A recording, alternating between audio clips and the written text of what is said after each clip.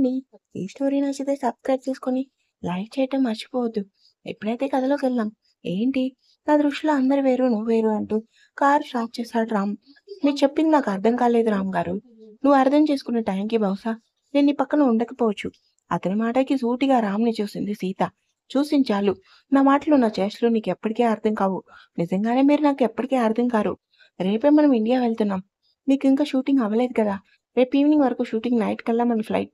కానీ సడన్‌గా ఏం చేయను? వచ్చాడు కానీ నా వల్ల శౌర్యకి మనశ్శాంతి లేదు. ఎవరో నన్ను ఫాలో అవుతున్నారు. అటాక్ చేస్తున్నారు. ఎందుకు ఏమిటనేది ఎంతగా ఆలోచించినా ఆచూకీ కూడా దొరకటం లేదు. అందుకని వెళ్ళిపోదామంటున్నారా? ఒక్కటి సీత, మన కారణంగా ఒకరు సంతోషంగా ఉండాలి కానీ కష్టపడకూడదు. మీరెప్పుడు ఇలానే ఆలోచిస్తారు కదా! నా మనస్తత్వం అంతే సీత అని కారు రెస్టారెంట్ ముందు ఆపాడు. సీత ఏం మాట్లాడకుండా కారు దిగి రామ్‌తో పాటుగా లోపలికెళ్ళింది. అలా ఉన్న 2 రోజులు రామ్ సీతతో గొడవ పడ్డా షూటింగ్ కంప్లీట్ చేసుకొని ఇండియా రావటం జరిగింది. అన్నయ్య ఏంటి మా అది ఇప్పుడు మనం వెళ్ళేది? నిన్ను ఇంటి దగ్గర డ్రాప్ చేసి, వదిన్ని కాలేజ్ దగ్గర డ్రాప్ చేసి నేను షూటింగ్‌కెళ్తాను. నేను అనేది అది కాదు అన్నయ్య. నాకు తెలుసు మా నువ్వేం అడగాలనుకుంటున్నావో. కానీ నేను ఆ ఇంటికి రాను. నేనిక్కడ కొన్ని రోజులే కదా అన్నయ్య ఉండేది. ఆ తర్వాత ఎలానో డ్యాడీ నాకు పెళ్లి చేస్తారు. నీకోసం అన్నయ్య నువ్వు మన ఇంటికి రా అన్నయ్య. అవునురా! విమల అమ్మ కోసం నువ్వు అందరికీ ఎందుకు దూరంగా ఉండటం? పైగా అంకుల్ కూడా నీకోసం బాధపడుతున్నారు. ఇంటికి వెళ్ళురా!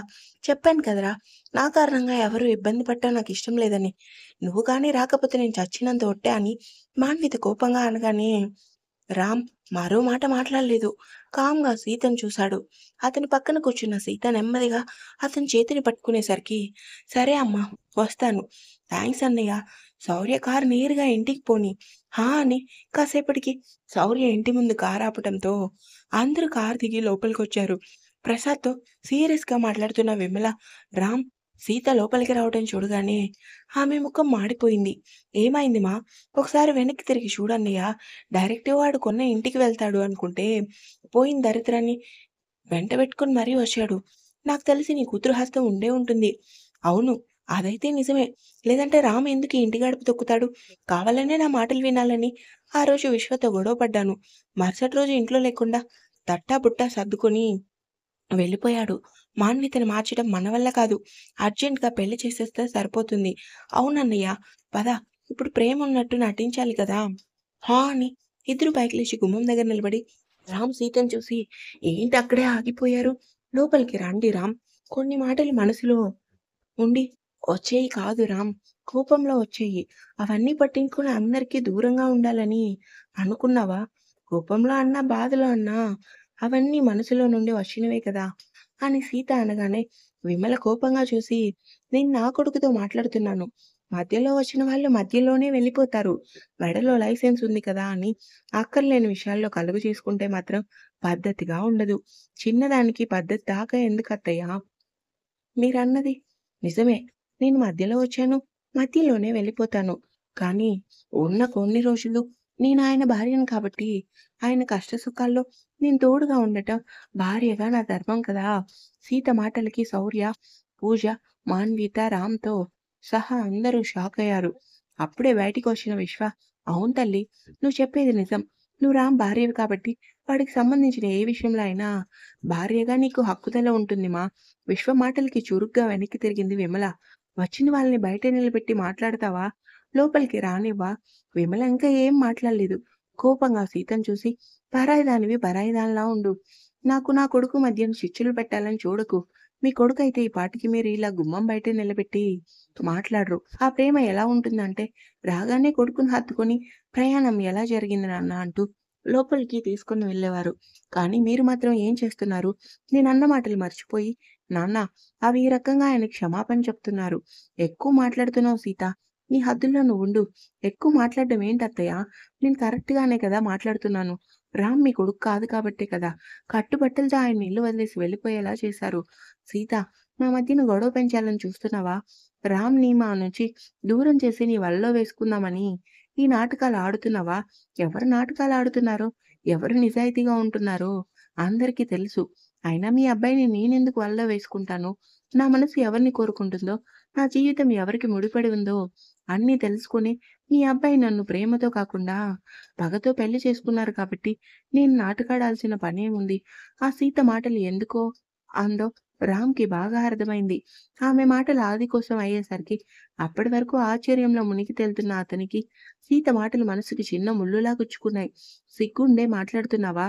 భర్త పక్కన ఉండగా ప్రేమించిన వాడు ఇంకా కావాలి అంటున్నావు అంటేనే అర్థమవుతుంది మీ క్యారెక్టర్. వందన మాటలు పూర్తి కాకుండానే సీత కోపంగా ముందుకు వచ్చి, నా క్యారెక్టర్ కోసం ఎవరెన్ని మాటలనుకున్నా పర్లేదు.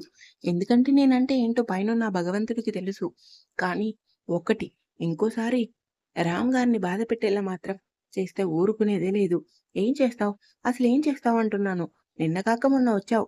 రామ్ అంటేనే భయపడే నువ్వు తనని వెనకేసుకొని వస్తున్నావు అంటేనే అర్థమవుతుంది. నా కొడుకు వెనక ఉన్న డబ్బు కోసం ఆరాటపడుతున్నావు అని. డబ్బు కోసం పాకులాడే మనస్తత్వం నాదస్సలు కాదు. ఇన్ని రోజులు మీ అబ్బాయి పెట్టిందే తిన్నాను కానీ, ఏ రోజు నాకు చీరలు, నగలకి డబ్బులు కావాలని అస్సలు అడగలేదు. అడగను కూడా.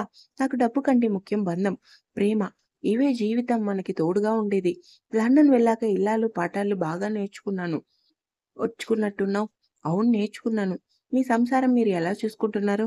ఇకపై నా సంసారం నా భర్త అని నేను చూసుకోవాలి. లేదంటే అంటూ సీత కోపంగా చూసి ప్రసాద్ వైపుని ఎవరు ఎన్ని డ్రామాలన్నా ఇకపై ఆటలు సాగవు. నిజానిజాలు బయట పెట్టకుండా ఈ ఇంటి గడప దాటేదే లేదు. ఈ ఇల్లు మా ఆయనది. ఆయన ఇష్టం వచ్చినప్పుడు ఉంటారు. కష్టం వచ్చినప్పుడు బయటికెళ్తారు.